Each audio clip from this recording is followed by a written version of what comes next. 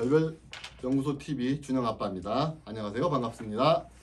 안녕하십니까, 준영 아빠입니다. 반갑고 그리고 또 너무너무 고맙습니다.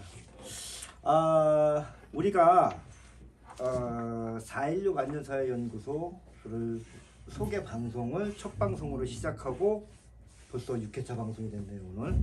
그렇죠. 6회차, 그러네요. 사실 뭐 하고 싶은 얘기 많은데 아직은 우리가 또 이 유튜브 방송의 경험치가 또 그만큼 부족해서 어쨌든 뭐 잘 안 되는 부분도 있고 또 예기치 않게 예상치 않게 잘 되는 부분도 있고, 그래도 우리 그 별별 연구소 TV 또 유튜브를 또 시청해 주시는 또 여러분들이 계시기 때문에 여러분들의 구독수 그리고 조회수로 응원해 주셔서 저희는 항상 힘받습니다. 감사합니다.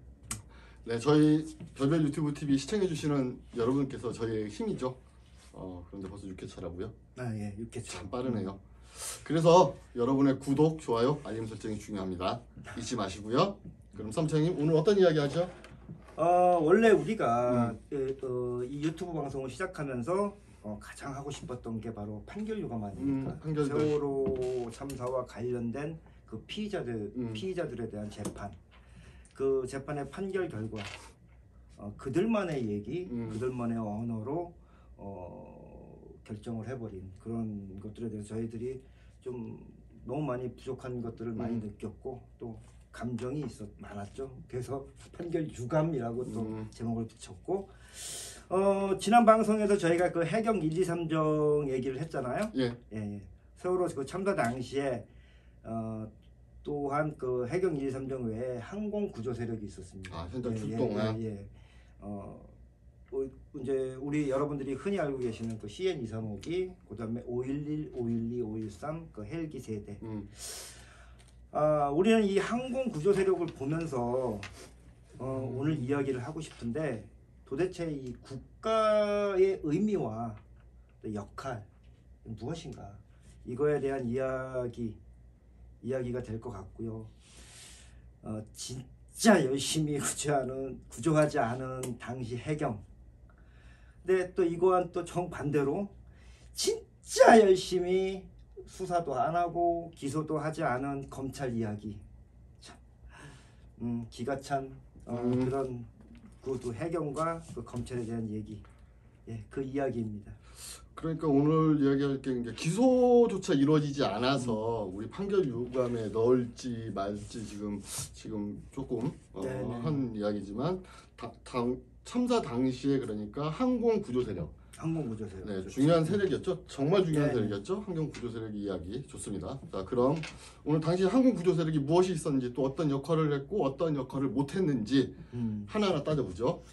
당시에 그 출동했던 그 항공 세력은 고정익기라고 얘기하죠. 그 CN235기, 그리고 또 아까도 잠깐 말씀드렸지만 세 대의 헬기, 511, 512, 513 세 대의 헬기 등 총 4대의 그 항공 세력이 구조 활동을 했다라고 이렇게 언론에도 나오고 했었죠. 근데 참 아이러니한 게 진짜 이들이 당시 현장에서 구조 활동을 한 걸까요? 그거에 대해서는 이게 구조 활동이라고 보기에는 너무 허점들이 너무 많아요. 맞습니다.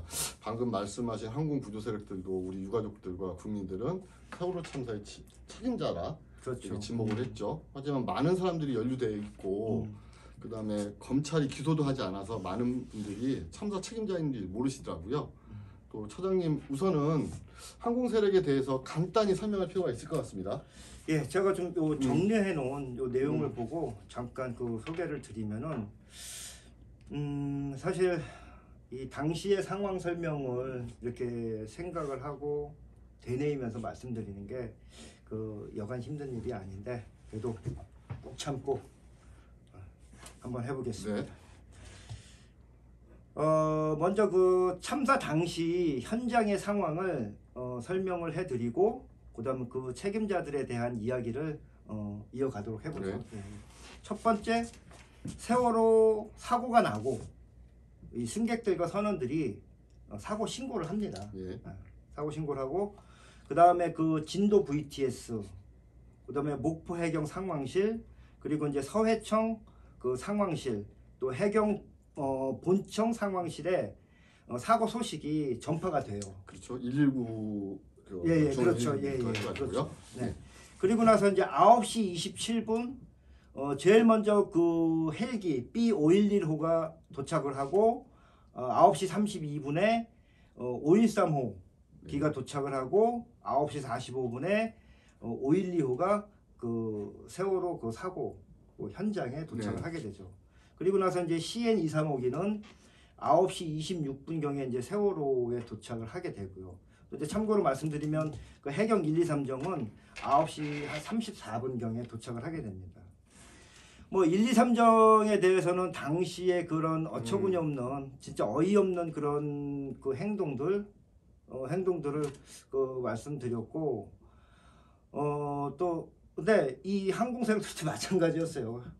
해경 그 1, 2, 3정이나 마찬가지였었는데 먼저 그 고정이 낀 그 CN235기는 네. 사진만 찍었어요. 그 세월호 그 주위를 뱅뱅 돌면서 사진만 찍었고 또 거기 또 부기장이었죠. 네네. 네, 부기장은 또 생방송으로 인터뷰까지 했고 근데 그 인터뷰 내용이 다 거짓말이었다는 거. 그렇죠. 네. 다 탈출한 것으로 보인다. 그렇죠. 네, 예, 이렇게 예. 나왔죠. 그런 방송만 안 나왔어도 뭐 매번 얘기를 하면서도 막 우라가 치미는 그런 내용들인데 그리고 511, 512, 513 이 헬기들은 이 그 구조 바구니 있지 않습니까? 예, 그거를 하나씩 내려서 한 명씩 그 헬기에 태우는 그러니까 실어 나르는 그런 일만 했어요. 헬기 세대가 그날 사고 당일날 총 구했다고 한 인원이 35명이라고 하는데 근데 이게 구조한 거 맞습니까? 어떻게 얘기를 해야 될까요? 탈출한 사람은 실어 옮긴 것밖에 없거든요. 이게 하여튼 뭐 네. 간단하게 지금 항공 구조 세력의 뭐 구조 활동 어쨌든 구조 세력들이 한 일들을 잠깐 이제 말씀을 드렸는데 이게 어떤 짓을 했는지 제가 조금 이제 설명을 드렸으니까 또 이제 어떤 일을 정작 해야 될 어떤 일을 안 했는지 이 부분은 좀 소장님께서 잠깐 소개를 좀 해주시죠. 이게 또 길어요. 그렇죠. 뭐 근데 안 한 일이 너무 많다는 얘기죠. 예, 뭐 우선 좀 간략하게 얘기 드리면 승객 포함 500명이 넘는 인원이 세월호 안에 있다는 사실을 알고 현장에 도착합니다. 네. 항공 세력들이 그리고 갑판에 승객이 전혀 없다는 것을 눈으로 확인하고 그리고 또 무전으로 또 상황을 알려요. 갑판에 아무도 없다. 하지만 가장 중요한 세월호하고는 교신을 하지 않아요. 왜 이도 웃기지도 않는 거죠? 또한 고정이 낀 235 CN235기는 또 안에 구명벌이라고 해서 뗏목이 있어요. 이렇게 팍 펴지는 고무보드 뗏목인데 예. 퍼지는 이게 5개나 있는데 펼치지도 않았죠. 하나도 사용을 안 했죠. 그리고 뭐 촬영만 해요. 촬영만. 헬기들은 더 과관이죠. 500명이 넘는 배가 기울어서 침몰하고 있는데 줄 타고 내려온 해경 구조대는 구조대원이죠. 네. 선실 안에 들어가지도 않고요. 선실 안에 있는 승객들을 찾지도 않아요. 네. 가장 기본적인 상황인 선원을 먼저 찾아서 승객들의 안위를 묻지도 않아요. 그리고 관련해서 이 참 보면 이 기본적으로 승객 구조에는 별로 관심이 없었다. 관심이 없었어요. 뭐 이렇게 생각할 수 있고요. 관련해서 두 가지 증언이 있어요. 첫 번째는 이제 생존 학생이 당시에 이제 탈출한 생존 학생의 증언인데 선실에서 구조대원이 오니 소리치면서 우리 여기 있어요 했는데 당시 세월호에 내려온 구조대원이 손으로 이렇게 X자 표시를 만들어서 아직 이 표시죠? 네, 표시? 나오지 말라는 거구나 했다는 증언이 있고요. 두 번째는 일반인 생존자의 증언 중에 헬기에서 내려온 구조대원이 벌벌 떨고 있어서 밖에 있는 승객들은 우리 승객들이 구조해서 그 바구니에 태워 올려 보낼 테니까 너희는 지금 선실 안에 있는 승객들을 좀 구조를 해라 이렇게 얘기를 했대요. 그랬더니 오히려 그 구조대원이 헬기에 올라가서 제가 이걸 끌어올리겠다 그러고 올라가 버렸다는 거예요. 아 이게 말도 안 되는 일이죠. 이게 참 어이없는 상황인 거죠. 근데 해경 TRS나 이게 무선통신이에요. 구조해야 되는 모든 인원이 구명조끼를 입고 선실에 있던 상황을 그들 모두가 알고 있어요. 알고 있었어요. 예. 모두 알고 있었는데 여러 번 말씀드려요. 구명조끼를 입은 상태에서 배 바깥으로 탈출하기는 불가능한 거예요. 배가 그렇죠. 침몰할 때. 예, 예. 근데 물이 들어오게 되면 제일 먼저 해야 되는 건 갑판 위에서 착용하게 해야 되는 예. 거니까 갑판으로 다 나오라고 해야 되는 거예요. 이게 정상인데 이 모든 걸 직접 듣고 본 그 항공구조사들이 그날은 가장 먼저 취해야 할 행동을 하질 않고 두 번째로 해야 될 행동 선원을 찾아서 지금 승객들이 어떻게 된 거냐 아니면 직접 승객이 있는 곳으로 들어가야 되는데 이것도 하지 않았어요. 그러니까 참 어이없는 상황이죠. 근데 승객에게 퇴선 명령을 내리는 대신 손으로 S 표시를 하면 선실하는 승객은 어떤 생각을 할까요? 소장님 제가 이렇게 X자라고 하면 이렇게 하면 뭐라고 생각하세요? 어쨌든 이 X라는 의미가 부정의 의미예요. 네네 그렇죠. 부정의 의미라니까 뭐 하지 마라, 뭐 안 된다, 뭐 틀렸다, 뭐 이런 부정의 의미인데 당시 그 세월호의 상황을 보게 되면 나오지 마라, 뭐 움직이지 마라, 뭐 가만히 있어라, 뭐 그런 뜻으로 하지 않았을까? 그렇죠. 예. 뭐 당시 생존한 아이가 우리 여기 있어요 하니까 손으로 이랬단 말이에요. 그러면 그 아이는 어떻게 생각했을까? 당연히 뭐 생각해 보면 참 아니 근데 나오지 말고 거기 있어라. 기가 막힌 건 당시 해경은 생각이 안 난다고 증언을 했어요. 자기가 그런 행동을 했는지 기억나지 않는다라고 증언을 했어요. 당시 그 아이에게 나오라고 했으면 다른 사람에게 우리 나오래 그러면서 전파했을 테고 그러면 당은 몇 명이라도 더 탈출할 수 있는 거잖아요. 그렇죠. 근데 이게 정말 탈출할 수 있는 정말 최고의 시간인데 이걸 안 해가지고 정말 안타깝고 화가 나는데 이 부분에 대해서는 저도 많이 고민해봤어요. 네. 안 들린다의 시그널일 수도 있는 거잖아요.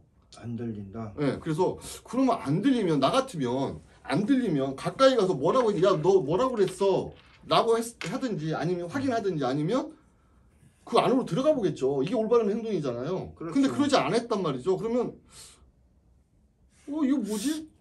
이게 아이들의 외침을 외면한 거예요. 그러니까 구조에 전념해야 될 현장에서 요 구조자 그러니까 구조해야 될 사람은 외침을 외면한 거죠. 다른 경우를 보면 더 한심하죠. 뭐냐면 다른 승객을 구할 생각을 않고 탈출하는 승객을 바구니에 실어서 올리는 역할 또는 헬기에서 끌어올리는 마지막 역할을 했다는 거잖아요. 선실에 들어가야지 아니면 선실에 있는 승객을 봐야잖아. 근데 이걸 안 했다는 거예요. 그러니까 우리 가족들이 가지고 있던 마지막 기대 이것마저 다 허물어진 거예요. 이제 해경에서 한 이 행동이 특히나 그 헬기에서 내려온 그 구조대원이 한 행동이 뭐 진짜 생각하기 싫은 그런 당시의 상황들이었고 진짜 어이가 없고 또 화도 나고 하지만 근데 이해가 안 가는 부분도 참 많아요. 아니 도대체 해경들이 훈련을 받았을까요? 구조에 대한 그런 해상 사고에 대한 그 구조 훈련이라든가 이거는 제가 보기에는 그래요. 구조에 대한 훈련의 문제가 아니고 그러니까 사람이 그 안에 있다는 걸 인지했음에도 그렇죠. 탈출을 먼저 시켜야 되는데 아니 제가 구조에 네. 훈련이 됐냐라고 여쭤봤던 거는 그 아까 말씀해주신 내용 중에 보면 그 헬기에서 내려온 구조대원이 그 일반인 승객이 보니 발발발 떨고 있더라. 그런 증언을 했다 말씀하셨잖아요. 그런 어떤 훈련을 열심히 하고 그 훈련을 받은 그런 경험치가 그건 머리가 아닌 몸에 쌓여 있지 그렇죠. 않습니까? 그렇다면은 어떻게 그런 상황이 나올 수 있을까? 그것 때문에 좀 여쭤봤던 거고. 아무튼 뭐 당시에 출동했던 그 CN235기, 그다음에 511, 512, 513 그 헬기 이 네 대의 그 항공세력, 구조세력이 하지 않은 일이 결국에는 304분의 그 희생자를 만든 아주 큰 그 뭐라 그럴까 역할을 했다 그럴까요? 네, 그렇습니다. 이유가 됐다라고 네, 말씀드릴 수가 있는 거네요. 네. 그 세월호 참사는 뭐 어떻게 정의 내릴지는 모르겠지만 저희가 이렇게 생각을 해요. 뭐냐면 국가 즉 해경이 마땅히 해야 할 일을 하지 않아서 생긴 엄연한 국가 폭력이다. 네. 정말 열심히 구조 안 했어요. 구조를 열심히 해야 되는데 안 했어요. 아니 탈출한 사람만 구조됐으니까 이거 저번에 말씀드렸던 123 정의한 일하고 같다고 할 수 있죠. 최선을 다해서 아무것도 하지 않았다. 참 좋은 지적이십니다. 국가가 하지 말아야 할 일을 하는 것도 국가 폭력이고 또 마땅히 해야 할 일들을 하지 않은 것도 사실 국가 폭력이거든요. 그렇죠. 네. 자 소장님 이제부터 좀 빠르게 좀 진행을 해야 될 것 같은데 뭐 시간은 넉넉한데 자꾸 눈치를 주시네 저 PD님이. 말 많습니까? 끄덕끄덕 하시는 거 보니까 말이 좀 많다고 하시는데 중요한 말씀이에요. 네. 눈치 보며 살아야 돼요 우리는. 눈치. 이런 상황에서 전부 알고 있던 검찰은 또 이런 상황 자체를 전부 다 알고 있었단 말이에요. 근데 말도 안 되는 이유로 이들을 기소하지 않아요. 뭐냐면 구조 실패는 어떠한 죄명으로 기소할 수 없다는 논리죠. 구조 실패. 여기서 또 구조 실패가 나오는 거예요. 네. 당시에 모든 증거와 증언에서 확인된 사안으로 구하지 않았다는 정당한 논리가 있는데 네. 구하지 않아야 한다는 의도가 명확히 들어가 있지 않은 이상 구조 활동을 벌였으나 실패했다. 이게 결론 나버린 거고요. 그 논리에 따라서 검찰이 불기소 처분을 한 겁니다. 네. 아니 모든 국민들이 다 봤거든요. 우리도 보고 적극적인 맞죠. 구조 행위를 하는 걸 보지를 못했어요. 그렇죠. 생존자들 또한 우리는 구조받지 못했고 우리는 탈출했다. 이렇게 얘기하고 감사원, 국회 국정특위 조사 결과에서 보면 적극적인 구조 행위가 없어 구하지 않았다고 결론을 내려줬거든요. 네. 근데 검찰은 구조 실패라고 하는 결론을 내버리고 불기소 처분을 해버리는 거죠. 구조 실패. 참 어처구니 없습니다. 이 재판에 그 회부되지도 못한 이런 사안들이 이들 그 항공구조 세력, 네. 항공구조 세력에 대한 그 혐의였다라는 말씀이잖아요. 예, 그렇죠.